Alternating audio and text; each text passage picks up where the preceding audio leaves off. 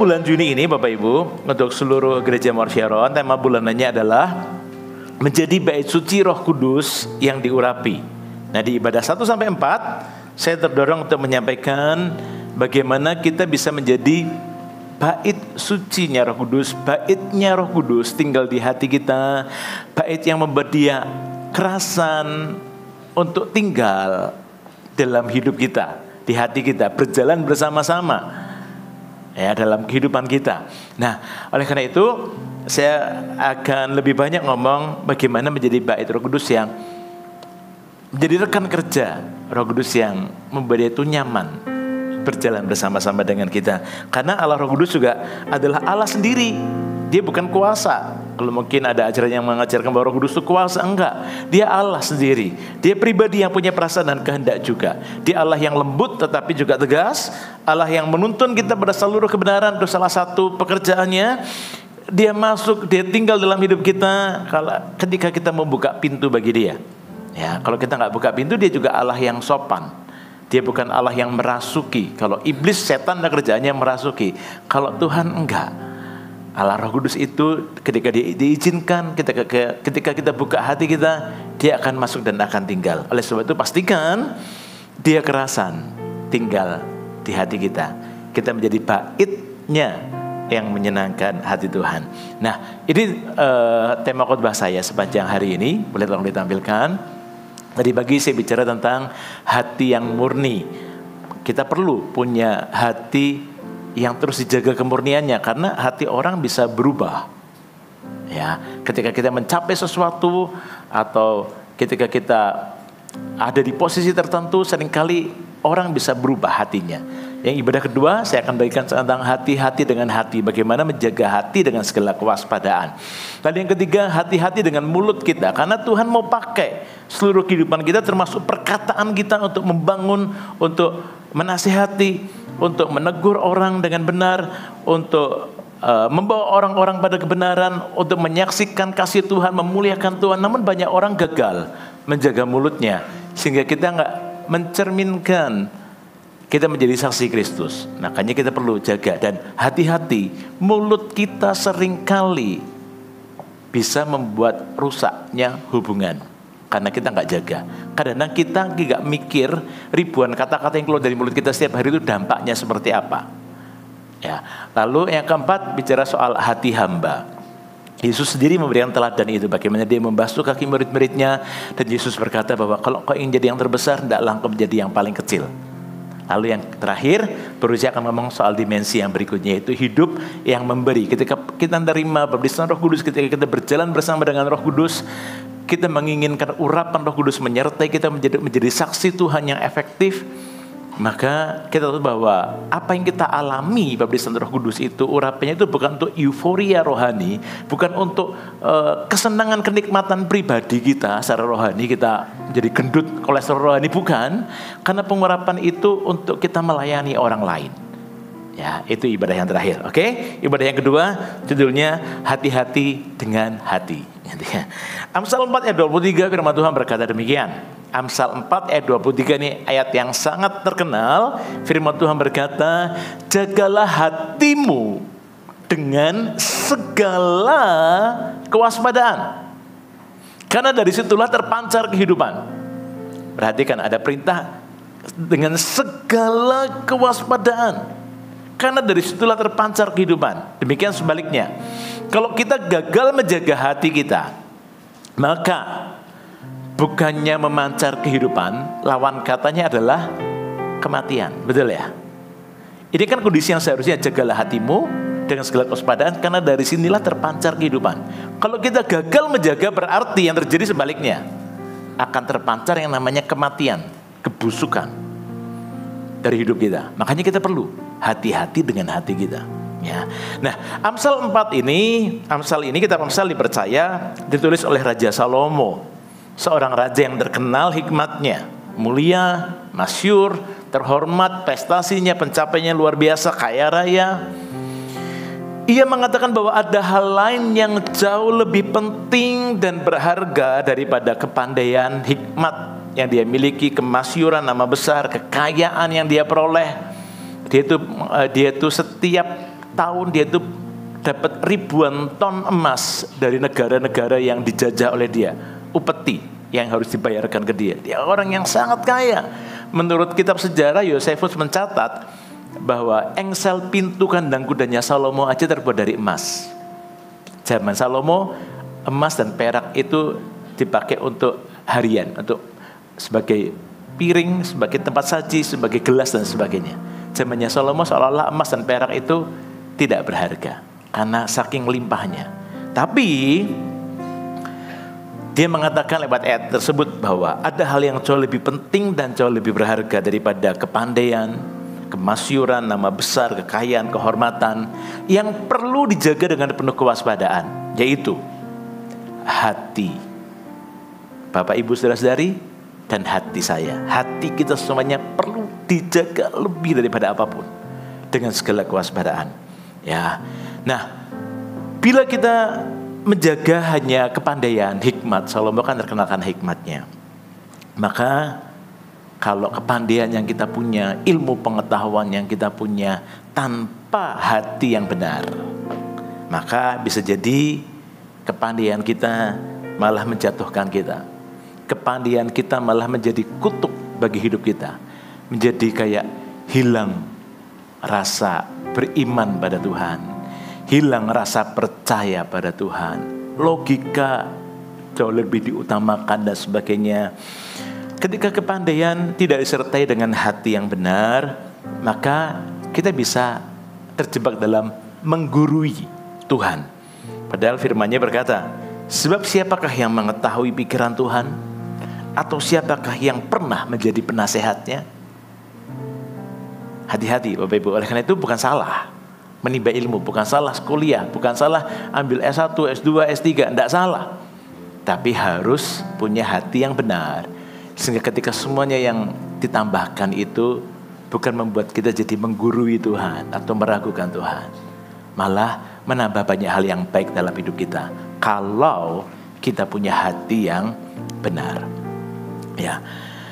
Jagalah hatimu dengan segala kewaspadaan, karena dari situlah terpancar kehidupan. Dari ayat ini kita dapatkan kebenaran bahwa kitalah yang harus menjaga hati kita sendiri. Betul ya Bapak Ibu ya? Dikatakan apa?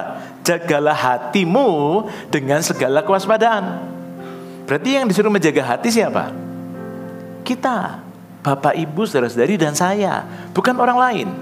Kita yang disuruh menjaga hati kita sendiri. Jangan bebankan tanggung jawab itu kepada Tuhan. Jangan bebankan tanggung jawab itu kepada situasi atau kondisi. Tapi kita sendiri yang harus menjaga hati kita. Jangan menyalahkan orang lain. Ada banyak orang berkata demikian.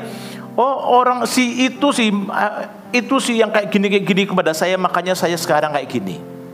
Ya. Oh, orang itu sih yang garai lebih dulu, makanya aku hari ini tuh ngalami hal ini. Ya. Atau menyalahkan situasi atau keadaan masa lalu, bahkan menyalahkan Tuhan. Loh, kenapa kok Tuhan izinkan hal tersebut? Harusnya kalau aku nggak sampai menikah dengan orang ini, kan aku nggak kayak gini hidupnya. Kenapa Tuhan tidak batalkan waktu itu dari awal? Ya. Nah, jangan salahkan, karena keputusan itu ada di tangan kita. Ya, kalau kita melemparkan tanggung jawab, punya alasan selalu untuk menyalahkan orang lain, menyalahkan situasi, kondisi, bahkan menyalahkan Tuhan, itu nggak benar. Karena firman Tuhan tidak, prinsipnya bukan demikian. Itu kita melemparkan tanggung jawab terhadap orang lain untuk menjaga perasaan kita. Kita melemparkan tanggung jawab kepada situasi untuk menjaga kita. Enggak. Kita sendiri yang disuruh menjaga hati kita. Ya, kita lihat sama-sama Kejadian 4 ayat 5 sampai 7. Kitalah yang seharusnya mengendalikan atau menjaga hati kita. Tetapi Kain, ini soal Kain mempersembahkan korban. Ingat cerita ini ya Bapak Ibu ya. Tetapi Kain dan korban persembahannya tidak diindahkannya. Lalu hati Kain menjadi sangat panas. Ya. Dan mukanya muram. Hatinya panas, mukanya muram. Firman Tuhan kepada Kain, mengapa hatimu panas dan mukamu muram? Apakah mukamu tidak akan berseri jika engkau berbuat baik? Tuhan sudah memperingatkan loh si Kain ini. Tetapi jika engkau tidak berbuat baik, dosa sudah mengintip di depan pintu. Ia sangat menggoda engkau, sangat menggoda untuk kau marah, untuk kau jengkel, untuk kamu tuh benci dan sebagainya. Ia sangat menggoda engkau. Perhatikan kalimat berikutnya. Tetapi engkau harus berkuasa atasnya. Amin. Berarti Bapak Ibu Saudara-saudari, kita punya kuasa untuk mengalahkan dosa. Kita punya kuasa untuk menutup pintu bagi dosa. Pam. Dilarang masuk. Betul? Kuasa itu diberikan kepada kita gerejanya. Dosa sudah mengintip di depan pintu, ia sangat menggoda memang, tapi engkau harus berkuasa atasnya, bukan dikalahkan, bukan dikuasai dosa, tapi berkuasa atas dosa. Itu bicara soal keputusan kita. Ya. Nah, kita tahu ceritanya, tapi Kain sekalipun sudah diingatkan Tuhan seperti itu, dosa mendapat kesempatan di hidup Kain dan akhirnya ia membunuh Habel. Ini pembunuh terbesar sepanjang sejarah dunia. Dia membunuh 1/4 penduduk dunia. Penduduknya dulu bangsa 4 soalnya. Adam dan Hawa, Kain dan Habel. Ya, Habel dibunuh oleh Kain ini. Pembunuh paling luar biasa, gitu ya. Dan hal ini dapat disimpulkan bahwa hati yang tidak beres akan mengundang dosa masuk. Dan jika dibiarkan, dosa itu akan menjadi tindakan. Ketika matang, maka dilakukan atau bermanifestasi dosa itu. Hanya hati-hati Bapak Ibu. Kita perlu jaga hati kita. Bahkan ketika Tuhan sendiri berbicara, Tuhan menegur Kain, loh, mengapa hatimu panas, mukamu muram? Bahkan ketika Tuhan sendiri berbicara dan menegur Kain, bisa saja seseorang tidak mendengarkan suara Tuhan, teguran Tuhan, karena lebih mendengarkan suara hatinya sendiri yang sedang bergejolak dengan amarah. Suara Tuhan gak didengar. Didengar sih, cuma lebih dituruti suara hatinya sendiri yang sudah terbelit, terjerat oleh amarah. Ya. Nah, manusia harus berkuasa atas dosa dengan cara mengendalikan atau menjaga hatinya. Contoh yang lain, Saul, raja pertama bangsa Israel. Saul begitu iri karena perempuan-perempuan Israel bernyanyi. Saul mengalahkan beribu-ribu, Daud mengalahkan berlaksa itu puluhan ribu. Seolah-olah kayak dibandingkan. Ya, memang harusnya nggak boleh sih. Cuma ini kan nggak bisa dihindari ya. Mungkin netizen gitu ya. Ini Saul mengalahkan ribuan, tapi Daud nih puluhan ribu. Apalagi habis Daud mengalahkan Goliat. Wah, semua orang mengeluh-elukan Daud. Nah, si Saul begitu iri hati. Dan lihat, Saul berkali-kali berusaha membunuh Daud. Ketika dosa mengintip di depan pintu, ia sangat menggoda. Tapi engkau harus berkuasa atasnya. Tutup pintu. Tetapi Kain dia buka pintu malah. Sehingga itu masuk. Ya, dalam hidupnya. Oke. Lalu apa lagi? Raja Uzia. Ini raja yang, sebelum Uzia. Salomo. Yang tadi saya sebutkan di awal. Yang menulis Amsal ini. Orang yang ketika ditanya Tuhan, kamu minta apa? Ketika dia habis mempersembahkan korban, habis mentahbiskan bait suci, dia mempersembahkan korban yang sangat besar. Kemudian Tuhan bilang, kamu minta apa? Salomo akan diberikan. Salomo gak minta yang lain, dia cuma minta hikmat. Berikan aku hikmat Tuhan, untuk bisa menimbang perkara umatmu dengan bijaksana. Umatmu itu begitu besar, aku butuh hikmatmu Tuhan. Dan Tuhan kasih hikmat yang luar biasa, kita tahu ceritanya. Nah, Salomo tapi hatinya mulai berubah ketika hikmatnya, kebijaksanaannya itu membuat dia jadi ternama, termasyur. Orang-orang mencari dia, orang-orang bahkan dari negara-negara lain tuh berkunjung untuk studi banding dan sebagainya. Dia menjadi mulai berubah hatinya. Dia mulai menikmati kekayaannya. Padahal firman Tuhan bilang aturan tentang raja, dia tidak boleh punya banyak kuda. Salomo punya, kalau kuda zaman sekarang mungkin itu mobil atau alat transportasi atau hobi yang mahal. Salomo itu punya ribuan kuda dari Ethiopia, dari mana tuh? Dari Arab dan sebagainya, dari mana lain-lain itu dikumpulkan. Dia mengkoleksi itu. Padahal firman Tuhan bilang tidak boleh punya banyak kuda. Padahal juga aturan tentang raja tadi, dia tidak boleh punya banyak istri. Dia punya 700 istri dan 300 gundik. Ya, dia menikmati popularitasnya, ketenarannya, hatinya berubah. Hatinya mulai berubah. Walaupun kitab Pengkhotbah dipercaya adalah ditulis oleh Salomo, itu di akhir-akhir hidupnya dia menyesali apa yang dia lakukan, sehingga kalau kita baca kitab Pengkhotbah dari awal sampai akhir kita akan mendapatkan banyak kata-kata yang sama yang diulang, yaitu semuanya sia-sia. Semuanya sia-sia. Semoga betul itu adalah akhir pertobatannya. Sampai kemudian di pasal terakhir, di ayat yang terakhir di kitab Pengkhotbah, Salomo berkata bahwa semuanya itu akan dipertanggungjawabkan di hadapan Tuhan. Oleh karena itu, takutlah dan gentarlah akan Tuhan, kata Salomo. Semuanya itu akan kita pertanggungjawabkan di hadapan Tuhan. Puji Tuhan, kalau di hari hidupnya dia bertobat, ya. Nah, tapi hatinya sempat berubah. Meskipun sempat balik lagi jadi benar. Hatinya berubah, hati orang bisa berubah. Raja Uzia ini raja yang hidup benar pada awalnya, tapi kemudian menjadi tinggi hati atau menjadi sombong setelah kesuksesan yang diraihnya. Firman Tuhan berkata demikian di 2 Tawarik 26 ayat 5 dan ayat 16.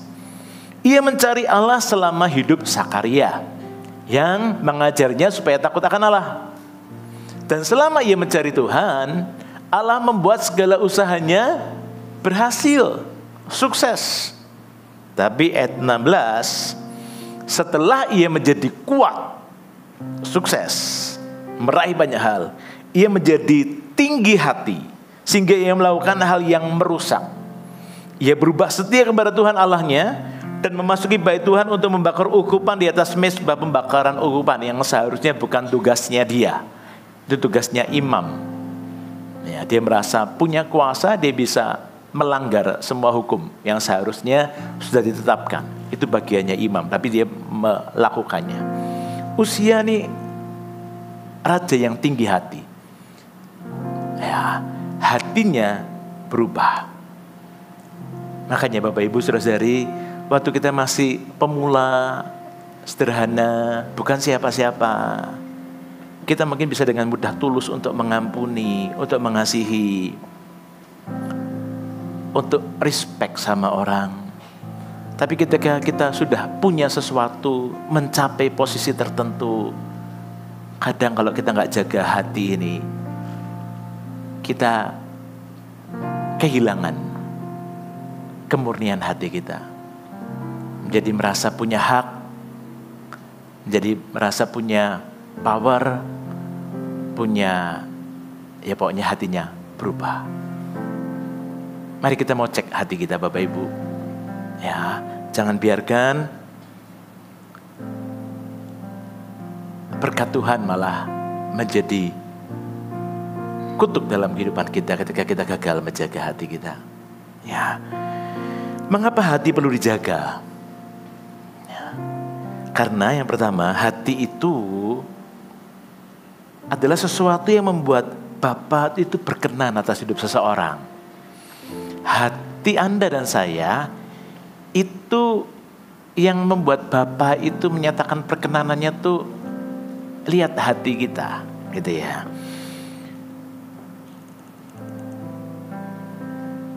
Saya ingin ceritakan tentang ketika Tuhan Yesus dibaptis di Sungai Yordan sebelum dia memulai pelayanannya selama 3,5 tahun di bumi sebelum mati di kayu salib untuk menebus dosa Anda dan saya. Waktu itu dia belum memulai pelayanan apapun, belum ada mujizat yang dia lakukan. Tapi ketika Yohanes Pembaptis berkata, nanti akan datang, akan muncul seseorang yang lebih daripada aku. Membungkuk dan membuka tali kasutnya pun aku tidak layak. Yohanes Pembaptis berkata demikian. Kemudian muncullah Tuhan Yesus, minta dibaptis oleh Yohanes Pembaptis. Yesus yang adalah Allah itu sendiri minta dibaptis oleh Yohanes Pembaptis. Kemudian ketika dia dibaptiskan, dia ditenggelamkan dalam air. Firman Tuhan mencatat demikian. Ketika dia keluar dari air, ada suara dari surga yang berkata apa? Ada burung merpati turun, ada suara dari surga berkata, engkaulah anakku yang kukasihi, kepadamulah aku berkenan. Nah Bapak Ibu, kok bisa Allah Bapa berkenan? Kok bisa Allah Bapa mengasihi? Yesus belum membuat prestasi pelayanan apapun loh. Belum ada air menjadi anggur di perkawinan di Kana. Belum ada orang mati bangkit. belum ada orang lumpuh berjalan, belum ada orang buta melihat, belum ada orang kusta menjadi sembuh. Kalau Anda dan saya berpikir bahwa perkenanan Tuhan itu karena kita melakukan sesuatu buat Tuhan. Kalau kita sudah mencapai sesuatu, berprestasi sesuatu dalam pelayanan atau apapun juga, salah. Karena Tuhan Yesus waktu itu belum melakukan apapun. Tapi Bapa berkata, kepadamulah aku berkenan. Jadi perkenanan Tuhan karena apa? Karena Tuhan lihat sebagai manusia, sebagai anak Yusuf dan Maria, sebagai koko dari saudara-saudaranya. Yesus ini punya sikap hati yang benar di tengah-tengah keluarga dunianya, di tengah-tengah keluarga manusianya. Tanda petik. Karena sikap hati yang benar, maka Bapa berkata, kepadanya lah aku berkenan. Amin Bapak Ibu. Di sikap hati kita atau hati kita lah yang membuat perkenanan datang dalam kehidupan kita. Itu sikap hatinya. Yang kedua, mengapa kok hati perlu dijaga? Karena hati adalah tempat di mana, sarana di mana kehidupan atau kematian itu mengalir dari hidup Anda dan saya. Ya. Markus 7 ayat 21 sampai 23 berkata demikian. Sebab dari dalam, dari mana Bapak Ibu? Dari dalam. Dari hati orang, dari hati Anda dan saya, timbullah segala pikiran jahat. Percabulan, pencurian, pembunuhan, perzinahan, keserakahan, kejahatan, kelicikan, hawa nafsu, iri hati, hujat, kesombongan, kebebalan. Semua hal-hal jahat ini timbul dari dalam dan menajiskan orang. Jadi hati perlu dijaga karena dari hati inilah akan mengalirkan kehidupan atau kematian. Lihat, semua hal-hal yang jahat yang tadi kita baca, 2 ayat itu, 3 ayat itu, ayat 21 sampai 23. Firman Tuhan bilang itu timbul dari dalam, dari hati orang. Pikiran jahat, percabulan, pornografi, pencurian, pembunuhan, ya, termasuk pembunuhan karakter dan sebagainya, semuanya, ya, itu dari dalam, dari hati orang. Ya, makanya kita nggak bisa bilang bahwa apakah bisa hidup kudus tengah-tengah dunia yang cemar, sementara dengan mudah kita dapetin mungkin pornografi dari handphone kita atau tablet kita. Kalau kita memberikan statement atau pertanyaan seperti itu, seolah-olah kembali ke prolog di awal tadi sebelum saya menyampaikan masuk lebih dalam pembagian firman Tuhan. Seolah-olah kita menyalahkan dunia. Dunia ini cemar, banyak pornografi di internet. Apakah aku bisa hidup kudus? Ingat, kita sendiri yang perlu menjaga hati kita. Amin.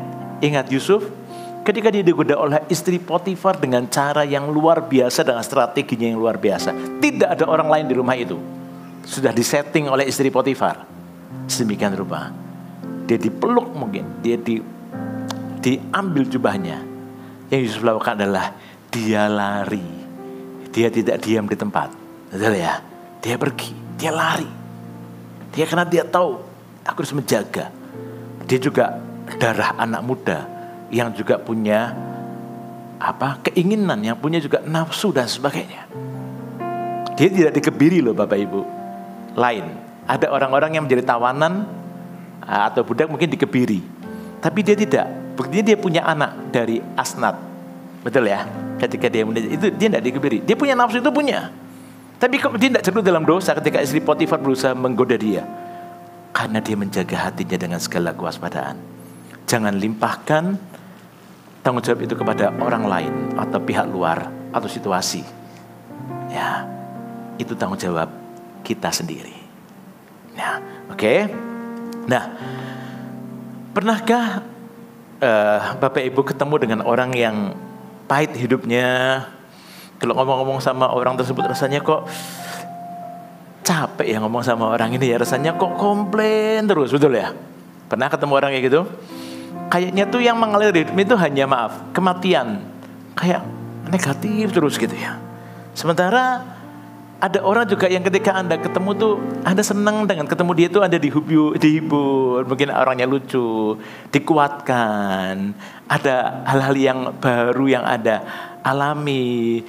ada sesuatu yang menarik. Dengan orang-orang seperti ini, kita senang mendekat. Tapi dengan orang-orang yang tipe pertama yang tadi saya sebutkan, kita cenderung menghindari, betul ya? Karena kita capek kalau mendengar orang yang terus mengalirkan kematian itu. Keluhan lah, komplain lah, apalah.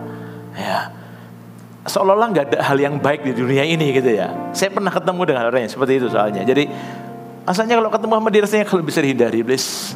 Kecuali kalau saya lagi punya waktu luang banyak dan saya lagi happy, iyalah bolehlah kadang-kadang dengerin. Tapi jangan lama-lama. Ya, capek memang. Kayak kesedot gitu loh energinya kalau habis ketemu orang kayak gini. Pernah ketemu orang kayak gitu? Atau jangan-jangan ya aku kayak gitu gitu ya. Iya. Nah, makanya kita perlu berubah ya.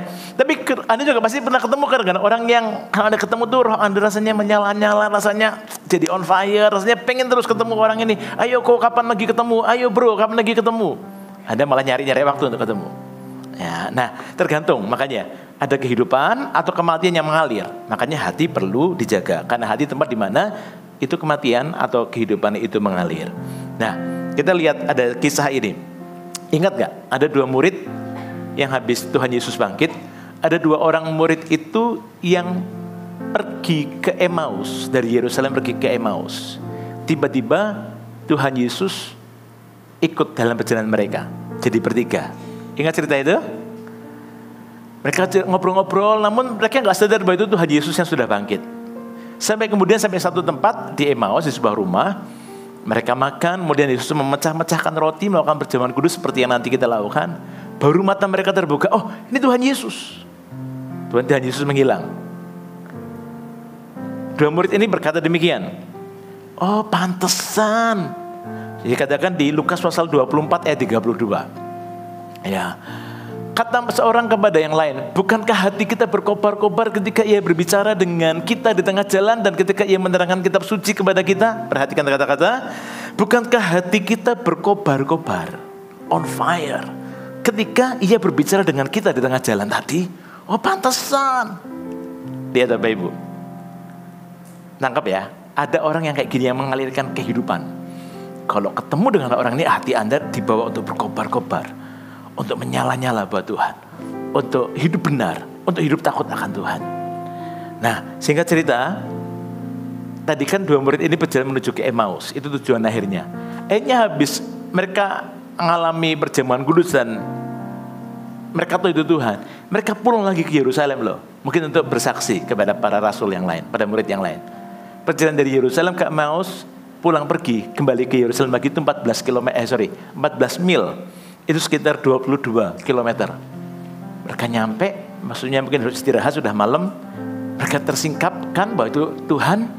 Hati mereka nyala-nyala, itu membuat mereka punya semangat. Dalam roh tentunya, jiwa juga, tubuhnya mereka tidak menjadi capek. Pulang lagi ke Yerusalem, 7 mile lagi. Total 22 kilometer kurang lebih dengan berjalan kaki. Semangat jadinya. Nah, pertanyaannya, apakah kematian atau kehidupannya mengalir dari hidup kita? Jaga hati kita. Yang berikutnya, kenapa kok kita perlu menjaga hati kita? Hati adalah bagian dari hidup kita, media untuk kita menyembah Tuhan. Itu hati kita. Tuhan pernah menegur bangsa Israel dengan berkata, bangsa ini mendekat kepadaku dengan mulutnya, dengan bibirnya, tapi hatinya menjauh daripadaku. Oh, berarti yang Tuhan cari apa?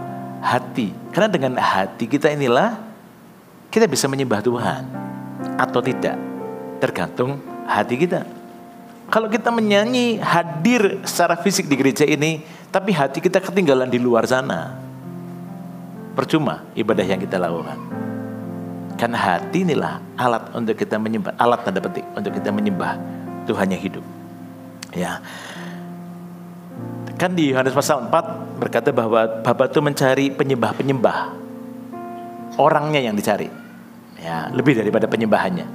Yang menyembahnya dalam roh dan kebenaran. Kata dalam roh dan kebenaran, hurufnya R-nya tuh R huruf kecil. Itu artinya Bapa mencari penyembah yang menyembahnya dalam roh dan kebenaran. Artinya Bapa mencari orang-orang yang menyembahnya dengan bagian terdalam dari hidupnya. Yaitu yang seringkali kita menyebutnya dengan bahasa yang lebih sederhana, Bapak mencari penyembah-penyembah yang menyembah dengan segenap hati. Menyembahnya dengan hati, segenap hati. Saya Kristen dari kecil. Bapak mama saya Kristen, mama saya guru sekolah minggu, papa saya juga aktif di gereja. Dari kecil saya sekolah minggu, dulu namanya sekolah minggu. Sampai kemudian ketika saya umur 15 tahun 92 bulan Juli awal, waktu itu saya ingat, saya ikuti sebuah retreat namanya Jambore Pelajar Se-Jawa dan Bali di Tawangmangu dekat Solo sana. Waktu itu ketika saya lihat ribuan anak muda dulu, lihat 1.500 anak muda itu rasanya banyak sekali. Gitu ya. Saya lihat ada ketika mereka muji menyembah Tuhan, worship leadernya, sehingga itu mereka menari-nari, mereka melompat-lompat. Saya lihat orang-orang di kanan kiri saya juga kayak gitu. Ada orang yang ketika menyembahan angkat tangan menangis. Saya merasa ini orang-orang ngalami apa sih ya? Saya ngomong sama teman saya, kedagingan, gitu ya. Kayak gitu lompat-lompat, terlalu emosional. Ya, saya nggak ngerti. Saya menghakimi orang, ya. Sampai saya mengalami sendiri dipenuhi Roh Kudus dengan tanda berbahasa roh itu di retreat yang sama. Waktu itu ada sebuah acara dan pemimpinnya bilang, buat yang belum dipenuhi Roh Kudus dengan tanda berbahasa roh, nanti waktu istirahat siang sementara teman-teman yang lain istirahat, kalian nanti datang ke aula ini ya. Kita akan ada baptisan Roh Kudus. Saya datang ke sana dan saya mengalami kepenuhan Roh Kudus dengan tanda berbahasa roh. Kemudian di sesi berikutnya, saya bisa mengerti kenapa orang melompat-lompat, kenapa orang menangis ketika muji menyembah Tuhan. Karena mereka menyembahnya dengan segenap hati. Meskipun saya tahu, apakah semuanya orang yang lompat-lompat pasti menyembah dengan segenap hati? Belum tentu. Ya, bisa jadi Anda yang cuma diam, Anda menyembah Tuhan dengan segenap hati bisa jadi. Tapi biasanya, kalau Anda dengan segenap hati, biasanya Anda pasti akan mengekspresikan dengan bahasa tubuh Anda. Entah Anda mengangkat tangan, entah Anda menangis atau apa, meskipun bukan berarti menangis adalah satu-satunya tanda maka menyembah Dia dengan segenap hatimu, bukan. Tapi hari itu saya ngerti, habis dipenuhi Roh Kudus saya ngerti, oh mereka tidak kedagingan. Mereka memuji menyembah Tuhan dengan seperti itu karena mereka mengalami Tuhan dan mereka mencurahkan penyembahannya dari hatinya di dalam pada Tuhan. Di sesi berikutnya saya ikut angkat tangan dan menangis. Saya alami apa yang mereka alami, gitu ya. Saya menjadi ngerti menyembah Tuhan dari hati, bukan cuma sekedar datang, bukan cuma sekedar menyanyi, tapi ada sesuatu yang keluar dari hati. Ya. Nah, paling tidak ada 3 hal tadi yang saya bilang bahwa mengapa hati perlu dijaga? Karena hati itu yang membuat perkenanan Tuhan datang dalam kehidupan kita.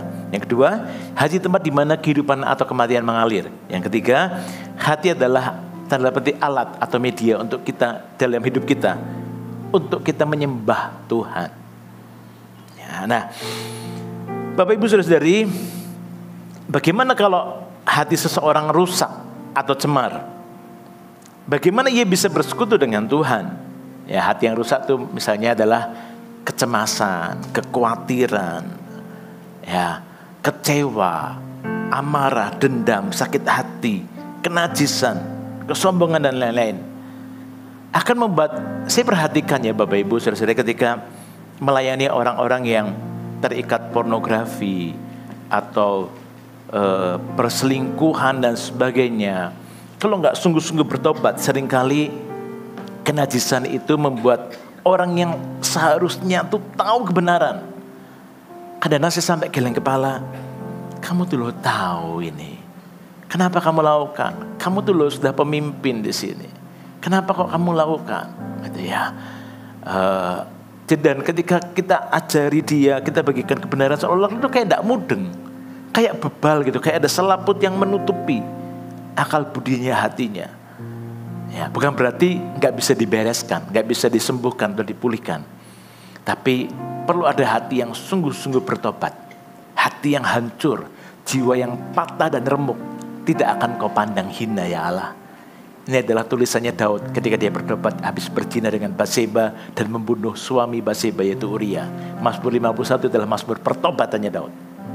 Nah, Bapak Ibu saudara-saudari yang terkasih, ayo kita mau jaga. Kalau hati kita cemar, kita minta Tuhan membasuh dari waktu ke waktu. Itu bukan kerjaan sekali selesai. Dari waktu ke waktu, sampai kapan? Sampai Tuhan datang kedua kali itu, sampai kita mati, mana yang lebih dulu terjadi.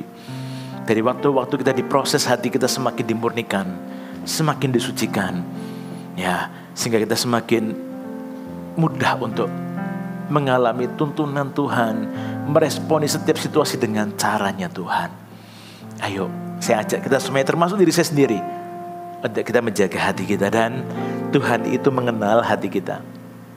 Tuhan tahu hati Anda dan saya, karena Dia Allah yang maha tahu. Firman-Nya berkata demikian dalam 1 Raja-Raja 8 ayat 39. Firman Tuhan berkata, maka engkau pun kiranya mendengarkannya di sorga, tempat kediamanmu yang tetap, dan engkau kiranya mengampuni, bertindak dan membalaskan kepada setiap orang sesuai dengan segala kelakuannya, karena engkau mengenal hatinya, sebab engkau sajalah yang mengenal hati semua anak manusia. Tuhan itu mengenal semua hati manusia, semua hati anak manusia. Tuhan mengenal sampai kedalaman hati kita. Tidak ada yang tersembunyi baginya, semuanya transparan.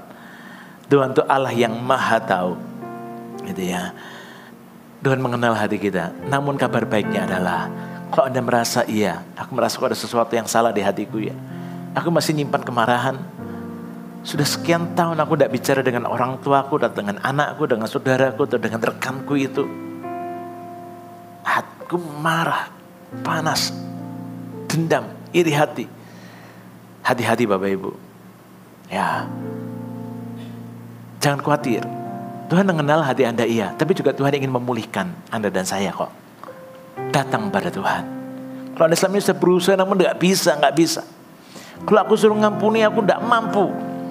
Pertanyaannya mungkin bukan apakah kamu mampu mengampuni atau nggak mampu mengampuni orang tersebut. Pertanyaannya adalah mau atau tidak mau. Kalau mau, saya percaya Tuhan akan memampukan Anda dan saya untuk bisa mengampuni orang tersebut. Bukan mampu, tidak mampu. Mungkin Anda akan berkata, Anda punya banyak argumen dan berkata, aku tidak mampu. Pertanyaannya bukan mampu atau tidak mampu, tapi sekali lagi mau atau tidak mau. Kalau kita tahu prinsip benar firman Tuhan dan kita berkata mau, maka Tuhan akan memampukan kita. Tuhan akan penuhi kita dengan kasih-Nya untuk kita bisa memberikan maaf, memberikan pengampunan pada orang-orang yang mungkin Anda rasa sudah menyakiti hati Anda selama ini. Biar siang hari ini menjadi siang terobosan, pemulihan bagi hidup kita semuanya. Kalau kita tahu bahwa kita ada hati yang keliru, yang tidak seharusnya ada di hati kita. Tuhan sanggup mengubah hati kita menjadi lain. Tuhan sanggup memulihkan hati kita, itu kabar baiknya. Ya. Kalau saya membandingkan Saul dan Daud, dosa atau kesalahan Saul itu adalah dia tidak taat. Ya. Ketika harusnya mereka mau pergi berperang, harusnya itu Imam Samuel yang datang untuk mempersembahkan korban untuk minta penyertaan Tuhan. Samuel ditunggu-tunggu tidak datang, Saul ambil alih. Ya. Tidak taat. Lalu yang berikutnya, kesalahan yang berikutnya adalah dia itu tidak membunuh Agag. Padahal firman Tuhan bilang untuk peperangan yang kali ini, bunuh semua rajanya, bunuh semua orang, bunuh semua hewan-hewannya. Si Saul ini membiarkan raja musuh Agag itu dibawa pulang. Dan hewan-hewan yang terbaik dibawa pulang. Mungkin dia itu mendapatkan nama di antara rakyatnya. Ini loh raja musuh berhasil kutaklukkan. Ini loh hewan-hewannya buat kalian, untuk menyenangkan hati rakyatnya. Ya, Saul itu kesalahannya. Tapi Daud itu berzina, salah satu dosanya ya, berzina dengan Batseba dan membunuh suaminya Batseba yang namanya Uria, padahal prajurit yang setia. Pembunuhan berencana. Itu bisa hukumannya hukuman mati ya Pak Rizky ya. Pembunuhan berencana, ini berencana betul-betul.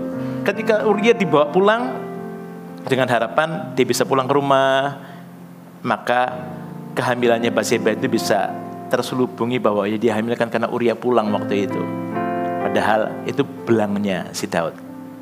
Dia kirim surat ke Yoab lewat Uria, berikan kepada panglima perang. Yoab buka suratnya, Yoab tahu maksudnya Daud apa. Daud tuh nulis di suratnya itu, orang yang bawa surat ini tempatkan di peperangan yang paling sengit, lalu tarik mundur pasukanmu. Yoab tahu, oh Daud pengen si Uria ini mati. Itu pembunuhan berencana Bapak Ibu. Daud dosanya besar. Kalau dibilang tidak ada dosa besar, dosa kecil. Namun Daud ini jahat sekali. menurut saya.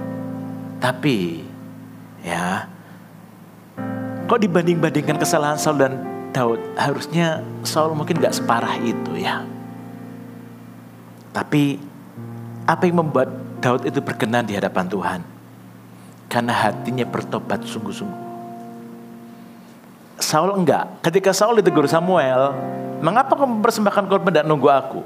Ya karena rakyat sudah mulai pergi. Aku khawatir, dia takut kalau pengikutnya meninggalkan dia. Kemudian ketika Samuel hendak turun, itu bukan kebiasaannya. Lalu Saul berkata apa? Jangan turun dulu, tunggu aku. Nanti apa yang dikatakan rakyat kalau kamu turun duluan? Pasti ada sesuatu di antara kita. Nanti ketakutan. Dia pemimpin yang jaga image, dia enggak bertobat sungguh-sungguh. Sementara Daud ketika Nabi Nathan menegur dia, apa yang Daud lakukan? Dia koyakkan jubahnya, dia puasa, dia tersungkur tiarap di lantai. Semua orang pegawai istana tuh lihat, ini Raja Daud kenapa ini? Kok dia berduka menaruh abu di kepalanya, kok mengenakan kain kapung? Oh dia pasti dosa ini, dia pasti salah ini. Dia nggak takut dihakimi orang, dia nggak takut dikatai orang, dia nggak takut image-nya rusak. Mazmur 51 berkata demikian, kita lihat sama-sama. Mazmur 51 ayat 1 sampai 5, ayat 12 dan 13. Untuk pemimpin biduan Mazmur dari Daud. Ketika Nabi Nathan datang kepadanya setelah ia menghampiri Batsheba. Kasihanilah aku ya Allah menurut kasih setiamu, hapuskanlah pelanggaranku menurut rahmatmu yang besar. Bersihkanlah aku seluruhnya dari kesalahanku dan tahirkanlah aku dari dosaku. Sebab aku sendiri sadar akan pelanggaranku, aku senantiasa bergumul dengan dosaku. Daud mengakui dosanya.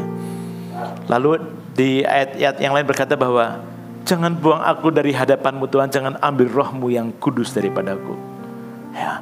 Dia tidak takut bahwa tahtanya dia ambil, dia tidak takut dengan namanya tercoreng. Bukan itu yang dia pikirkan. Yang dia takutkan adalah jangan buang aku dari hadapanmu, jangan ambil rohmu yang kudus daripadaku.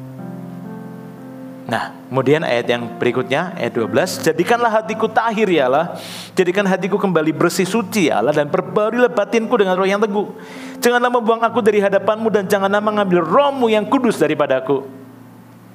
Korban sembelihan kepada Allah, ayat 19, ialah jiwa yang hancur, hati yang patah dan remuk tidak akan kau pandang hina ya Allah. Daud melakukan pertobatannya itu secara publik. Dia tidak takut orang-orang tahu dia salah. Dia bilang korban sembelihan kepada Allah, pertobatannya ialah jiwa yang hancur, hati yang patah dan remuk tidak akan kau pandang hina ya Allah. Itu bedanya Saul dengan Daud. Makanya Daud itu berkenan di hati Tuhan, Saul enggak. Karena Saul tidak sungguh-sungguh bertobat hatinya. Padahal pelanggarannya menurut saya Daud tidak kalah. Malah Daud mungkin lebih jahat. Ya. Ayat yang terakhir, Yeskel 36 ayat 26. Kalau Bapak Ibu saudara-saudari mungkin merasa, aduh sulit loh rasanya sudah sekian lama kayak aku tidak berhasil menang ya. Hatiku ini rasanya kok gak pernah bisa menang lawan hal ini. Tapi aku mau berubah. Tuhan mengenal hati dan Tuhan pengen memulihkan hidup Anda dan saya. Firman-Nya berkata demikian, kamu akan kuberikan hati yang baru dan roh yang baru di dalam batinmu, dan aku akan menjauhkan dari tubuhmu hati yang keras. Jangan kuberikan kepadamu hati yang taat. Tuhan mau kok memulihkan hidup Anda dan saya. Amin.